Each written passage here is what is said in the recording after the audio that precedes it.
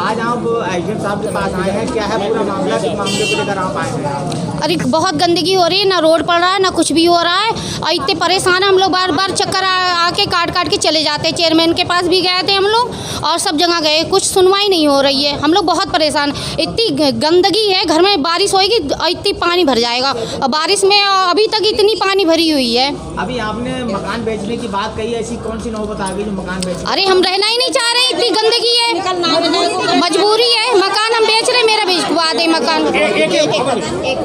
अरे मेरा मकान बिकवा दे, मैं तो यही चाह रही हूँ, मेरा मकान बिक जाए, मैं कहीं चली जाऊंगी। ऐसी गंदगी में कौन रहेगा, कोई आना नहीं चाहता है। कब से गंदगी फैली हुई? 4 साल हो गई। क्या कब से परेशानी उठा रहे हैं? 4 साल हो गई हैं।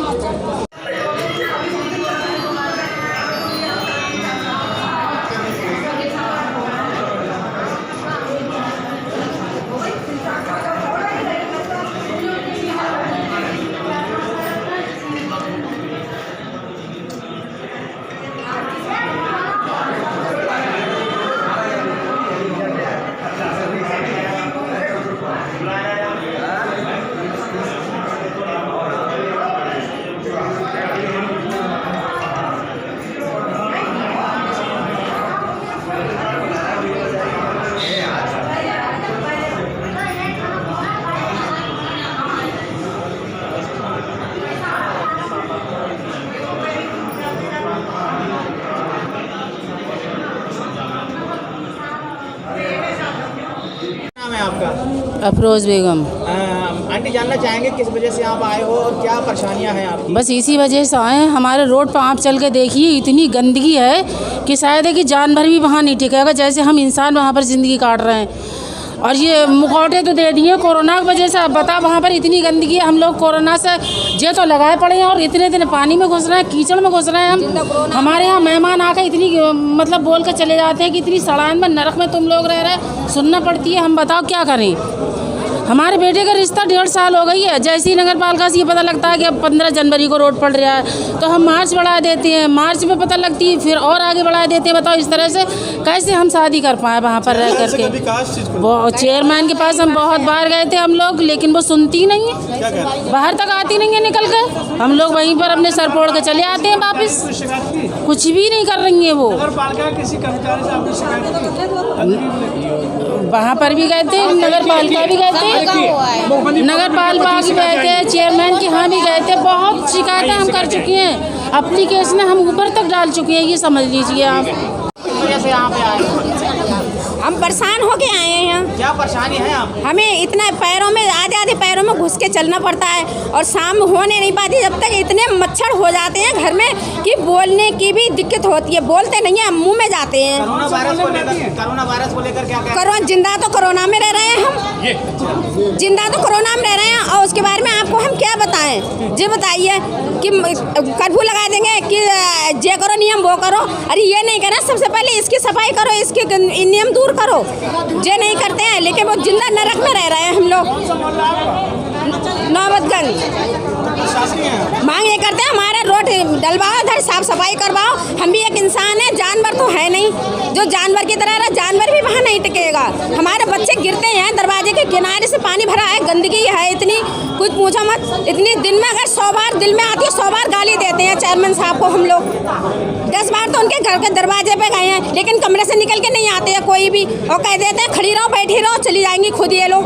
बताइए क्या करना है? जब वोट मांगने आते हैं तभी हाथ जोड़ के मांगते हैं कि बहन दीदी वोट दे दो, हमें जिताना। हमें चलो हमने जिता दिया, अब तुम बहन दीदी की बात में कोई नहीं सुनता है, तो वही सुनता है। वहाँ पे इतनी गंदगाई, लैट्रिन फेंक दो घरों में, जनता के फिर जनता खुद ही साफ करेगी, फिर बाद में कोई नहीं सुनता है। जी क्या कहना चाहेंगे आप? देखिए, आजकल आपने एसडीएम साहब कह रहे हैं कि नगर में गंदगी है, माताएं बहनें कह रही हैं कि नगर में गंदगी है, लेकिन जो मेरा मुकदमा स्थायी लोक अदालत में चल रहा है उसमें नगर पालिका चेयरमैन, नगर पालिका के एसडीएम साहब ने और अचल शर्मा ने ये कहा है कि नगर में ना कोई गंदगी है, ना कोई नाली चौक है। ये बिल्कुल झूठ है, ये बात इन्होंने कहा है। एसडीएम साहब ने भी कही है, अचल शर्मा ने भी कही है और साला ताहिर जी ने भी कही है स्थायी लोक अदालत में। लिपिक है नगर पालिका के। स्थायी लोक अदालत में हमारा मुकदमा चल रहा है, उसमें ये बात कही है। सन 2019 में पड़ा था। कब बयान दिया था उन्होंने? और ये बयान दिया था कि जो नानक चंद शर्मा ने मुकदमा दायर किया है, नगर में किसी प्रकार की कोई गंदगी नहीं है और ना कोई नाला चौक है। क्या लगता है आपको, नगर की ऐसी व्यवस्था है? बिल्कुल, इनके खिलाफ अगर ये जो झूठा साबित हो जाएगा, इनके खिलाफ कानूनी कार्रवाई होगी। अभी परेशानी ये है कि स्थायी लोक अदालत में मुख्य पीठासीन अधिकारी न होने के कारण मैं भी कुछ कहने में सक्षम नहीं हूँ। आदरणीय आपकी पैनी नजर सामाजिक संस्था की अध्यक्षा सुनीता गंगवार जी के कुशल नेतृत्व में आज मैं उनसे अनुरोध करूंगा अपने विचार व्यक्त करें। सुनीता जी। सुनीता मैम, आज आपने ज्ञापन दिया है गंदगी को लेकर, क्या आश्वासन दिया है एसडीएम साहब ने आपको? देखिए, नवाबगंज की गंदगी का जो आलम है वो पूरे नवाबगंज में एक चर्चा का विषय है और प्रमुख समस्या बनी हुई है। तो उसको लेकर आज संस्था पैनी नज़र ने ज्ञापन दिया है एसडीएम साहब को, और ये तमाम वो पीड़ित महिलाएं हैं जो उस गंदगी, उस नरकीय जीवन को जी रही हैं। एसडीएम साहब ने संस्था से कहा है कि मैं तो उसमें कार्य करने के लिए तैयार हूं, लेकिन हमारी पालिका अध्यक्षा उस पर जो भी समस्याएं आती हैं उस पर साइन नहीं करती हैं। तो हमने कहा कि वो बोले मेरी तरफ से कोई लड़ाई नहीं है। जैसा कि मुझे जानकारी मिली थी कि पालिका अध्यक्ष और नवाबगंज प्रशासन के बीच में एक द्वंद्व चल रहा है, तो उससे उन्होंने कहा कि मेरे साथ कोई द्वंद्व नहीं है, लेकिन वो मुझे कोऑपरेट नहीं कर रही हैं। तो अब ये इनका जो भी आपसी क्या है ये तो यही बेहतर जानते हैं, लेकिन इसकी सज़ा ये है कि जनता भुगत रही है। इसके लिए संस्था खामोश नहीं बैठेगी। हम जिला प्रशासन तक हम अपनी बात पहुंचाएंगे और वहां भी अगर हमें निस्तारण नहीं मिला तो हम ये बात सरकार तक पहुंचाएंगे और ये सरकार सुन ले।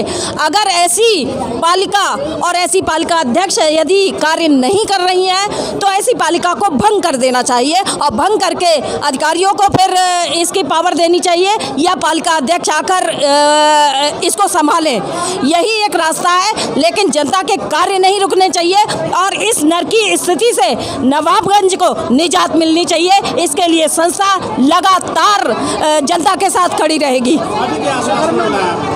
आश्वासन उन्होंने ये दिया है कि देखते हैं, हम सफाई करवाने की कोई व्यवस्था करते हैं, ये उन्होंने कहा है। उसके लिए आप जिम्मेदार कैसे मानते हैं, पालिका अध्यक्ष या एसडीएम साहब? दोनों ही। हम दोनों को जिम्मेदार मानते हैं। देखिए, ये कहने से काम नहीं चलता है कोई कि नवाबगंज प्रशासन ये कह दे कि साहब हमारी कोई गलती नहीं, हम तो करने को तैयार हैं, और पालिका अध्यक्ष कहती है हम करने को तैयार हैं, तो फिर आखिर इसका जिम्मेदार कौन है? जिम्मेदार दोनों ही है।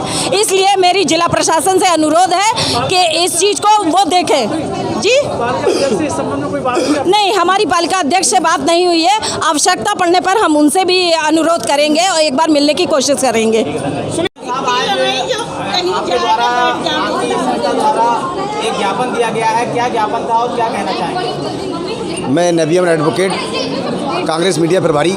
मुझे आज जानकारी हुई कि पैनी नज़र सामाजिक संस्था की जो अध्यक्षा हैं सुनीता एडवोकेट जी, वो नगर नवाबगंज की तमाम समस्याओं को लेके, जनता को लेके, समस्याओं को लेके एसडीएम साहब को द्वारा उपजिलाधिकारी डीएम साहब को एक ज्ञापन देने जा रही हैं। मैं इसमें शामिल हुआ तो मैंने ये देखा कि तमाम महिलाएं नवाबगंज कस्बे की आई हुई हैं और इतनी बदहाली की शिकार हैं। नालियाँ चौक हैं, गलियों में पानी है और इधर कोरोना कोविड और इतनी गंदगी।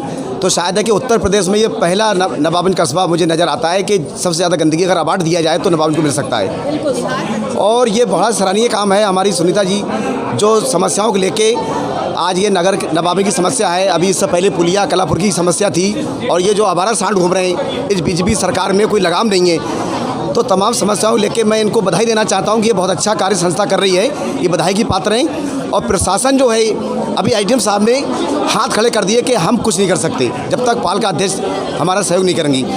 तो ये तो इनका आपसी तालमेल चलता रहेगा। लेकिन एसडीएम साहब जो हैं ये भी हैं, ये अपनी तरफ से शासन, डीएम, कमिश्नर सबको लिख सकते हैं। हम ये बात इनकी मानने को तैयार नहीं है कि आपको पाबंद नहीं है। आप चाहें तो 3 दिन के अंदर ये समस्या दूर हो सकती है। अब हम बहुत परेशान हैं, हम तो बीमार बन गए हैं। नाम क्या है आपका? साबरी। साबरी जी, क्या समस्या है आपकी? बहुत परेशानी है, इतनी नहीं है, इतनी बीमार हैं हम। और हमसे जो दूसरे घर में किसी के बैठ जाए किस वजह से बीमार हो गए आप? पानी की वजह से। पानी की वजह से बीमार हो गए? हाँ, अब गंदगी बहुत है, नल में पानी आ रहा है, वो पीला आ रहा है, कतई पानी ठीक नहीं आ रहा है? ना हैं, बहुत परेशान है। कैसे करके ये ना पा मैं रोज हम हैं, पछाए गए कतई हम जिस हाल में आए हैं। बहुत ना परेशानी है आपको? नाली में पानी भरा है, बहुत नाली में रोड पे रोड पर कतई टिट्टो रोड पे पानी। क्या चाहते हैं आप? ये चाहते हैं पानी ना रहा, परेशानी दूर हो जाए। क्या नाम है आपका? लक्ष्मी रस्तोगी भैया, कौन से मोहल्ले से आए हैं आप? नौबतगंज नई बस्ती। अच्छा, मकान बेचने की अभी जो बात कही है गंदगी को लेकर, किस तरीके की गंदगी है और मकान बेचने का कुछ मजबूर हुआ है? भाई पूरे रोड पे सब में पानी है और सब में कीचड़ है। यहाँ सब लोग निकलते हैं और जो मिलने जुलने वाले आते हैं या रिश्तेदार आते हैं वो भी कोई आना नहीं चाह रहा है। और सर फिर सफाई कर्मचारी लोग कभी कभी आते हैं तो उनसे हम लोग कहते हैं कि नाली साफ़ कर दो, तो वो ये कहते हैं आप जाओ नगर पालिका में शिकायत करे आओ हमारे खिलाफ, हम नाली साफ़ नहीं करेंगे। तो बताइए सर हम कहाँ जाएँ? और अभी हम शिकायत लेके आए तो SDM साहब भी ये कह रहे हैं कि आपकी पालिका अध्यक्ष नहीं बैठी हैं, तो सर हम फिर क्या करें? आप ये बोलिए सर। बरेली ज़िले में सबसे बड़ी तहसील नवाबगंज है ये। अगर आप अगर SDM साहब को विश्वास नहीं है हम लोगों का तो वो किसी को भेज सकते हैं देखने के लिए, खुद देख के दंग रह जाएंगे कि हम लोग सच बोल रहे हैं या हम झूठ बोल रहे हैं। बस वोट मांगने हमारे यहाँ कोई आए नहीं, और आएगा तो फिर वो भुगत के ही जाएगा। आंटी क्या कहना चाह रहे थे आप? क्या कहना चाह रहे थे आप? मैं यही जो नगर पालिका जो बन गया है इसको नगर पालिका ही बनाया जाए। नगर पालिका? हाँ, नगर पालिका से इसको नगर पालिका बनाया जाए। नगर पालिका से नगर पालिका बना दिया जाए इसको। हम लोग इतना परेशान है कि ये लग रहा है कि आत्महत्या कर ले, ऐसी गंदगी है।